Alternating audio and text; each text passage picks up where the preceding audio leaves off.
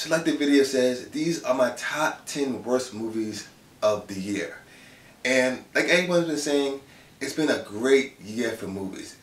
And of course, every year it's no different. We always got our movies that make us want to vomit, get depressed, get a migraine, and easily get irritated by what we see on screen. So here is my top 10 worst movies of 2014. First up, we have this honorable mentions, two of them. One, Men, Women, and Children, and Expendables 3. One I really hated, and one I was really disappointed with. I think you all know Men, Women, and Children really irritated me. It's pretty much an internet version of Crash. And it force-fed its social commentary down your throat, and I really could not stand that movie. I gave it a fair rating, but it doesn't mean I'm ever going to watch that movie again. Now, Expendables 3, I expected a lot more from it, because honestly, I liked the second one. But when it went down to PG-13, it really, really hurt it. And I expected a little bit more. I mean, I know it's a dumb action movie. You should have kept it at radar, and it probably would have been a lot more better. Now, those are the dishonorable mentions.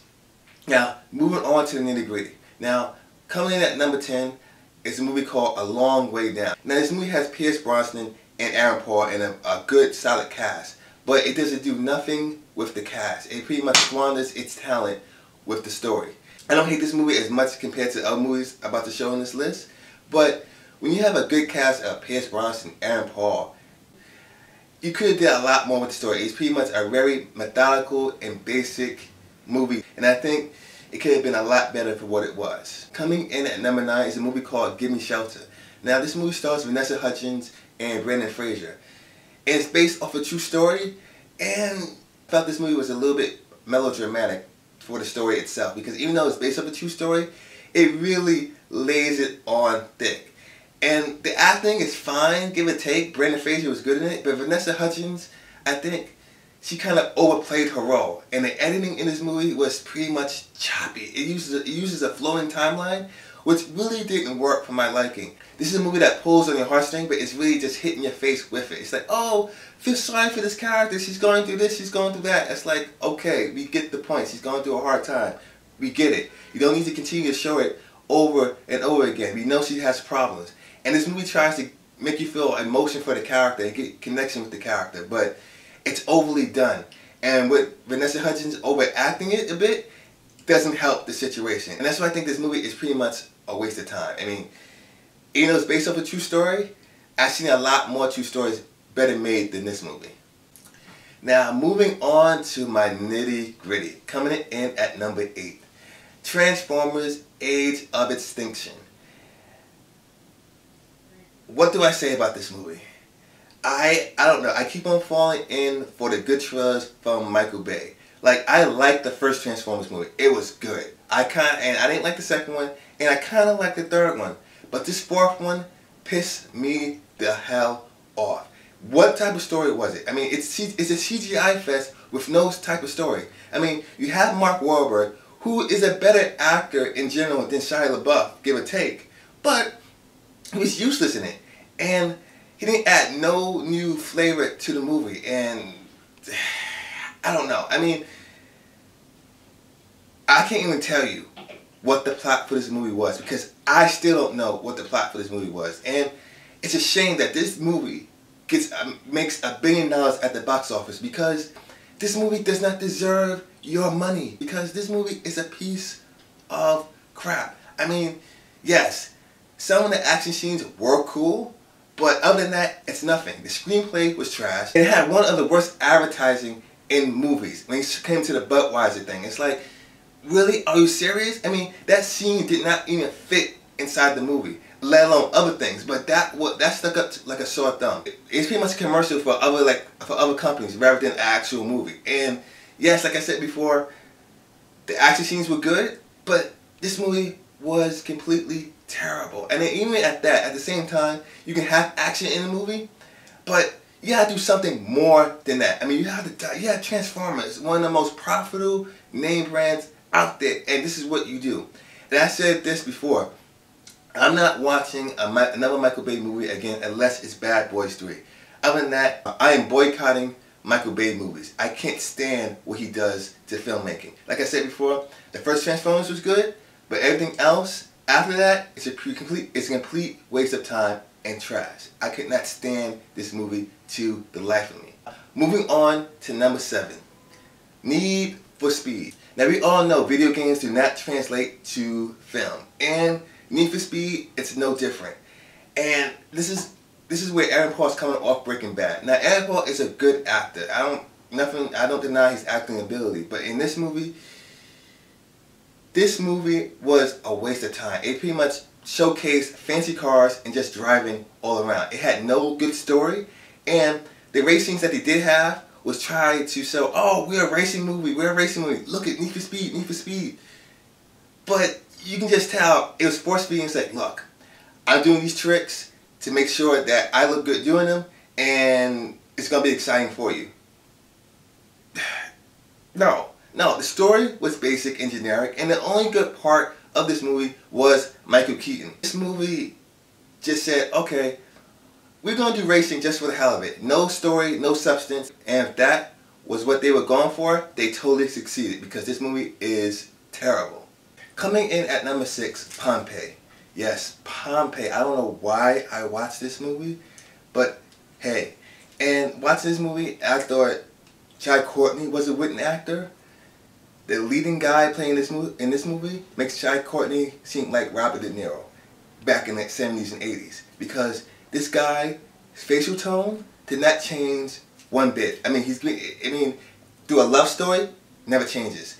He's getting run down by lava, never changes. His face just stays the same, blank, like in a computer. Now, look, it's not much you can do with a movie that you already know the ending of it. You could easily make this movie a land version of Titanic. And it tries to go for a love story, but it fails because of the actor playing it. Now, they have some cool fight scenes into it, but other than that, it's trash. And I gotta say, one of the worst performances, other than the lead actor, was Kiefer Sutherland. Kiefer Sutherland in this movie was terrible. I mean terrible. I mean Razzie status terrible. He was the worst performance I've seen this year. Pompeii is a very bland movie that is easily forgettable and unwatchable. Coming in at number 5, Exodus, Gods and Kings. Now, look, I'm probably one of the few people that actually likes The Counselor. And this guy hasn't made a great hit since maybe The Gladiator or so.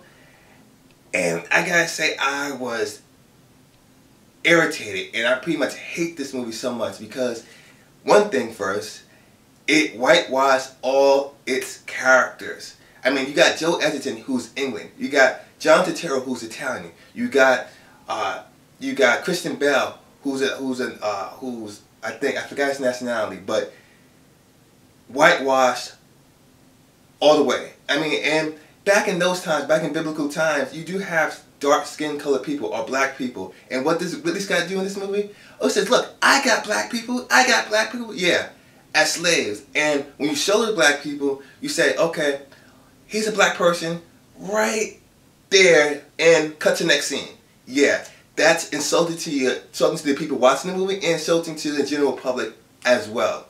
Ridley Scott, look, I like The Counselor, but this is a movie that takes the cake for me. I couldn't stand this movie, and it took liberties with it, with biblical epics. Now, I understand Noah did the same thing, but Ridley Scott, come on. I mean, you made this story that was totally interesting, about biblical epic, and you made it into a 2-hour snooze fest. Other than the last climactic battle scene, this movie was overly long and dried out. There was nothing interesting to the story. I mean, the only thing that was good with the movie was Christian Bale's performance. Other than that, this movie is like quicksand, because you cannot wait to get out your seat because you want to forget about this movie so much. And forgetting that movie, moving on to number 3, nonetheless, 3 Days to Kill. Now, look, I am a big Kevin Costner fan. And I keep on getting drawn into these Kevin Costner movies. And I still do get drawn into Kevin Costner movies. But this movie, from the trailers, it looked good. It really looked good. It looked like it's going to be like a spy action thriller. And this movie was anything but that.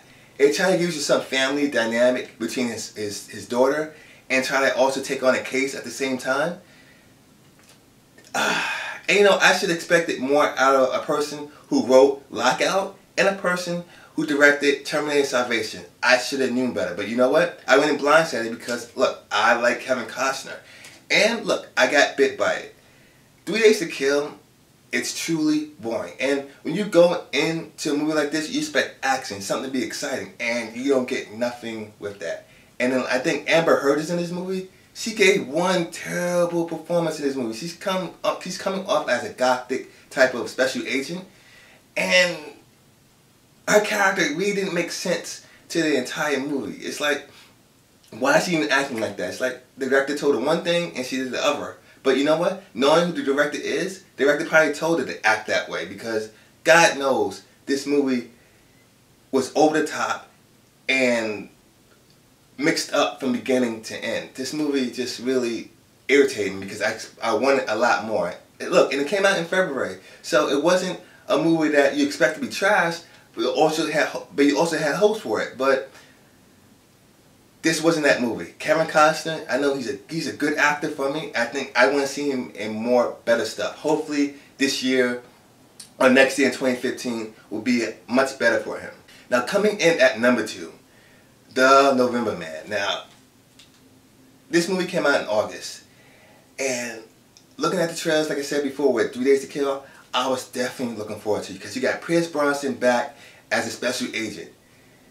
And this movie was a mess, to say the least. Yeah, this movie had so many different storylines that you didn't know what to follow. And the storylines that they did have was totally cliche. I mean, come on. I mean, the only redeeming part of this movie was Pierce Brosnan because he comes from a background of 007 and he fit the role.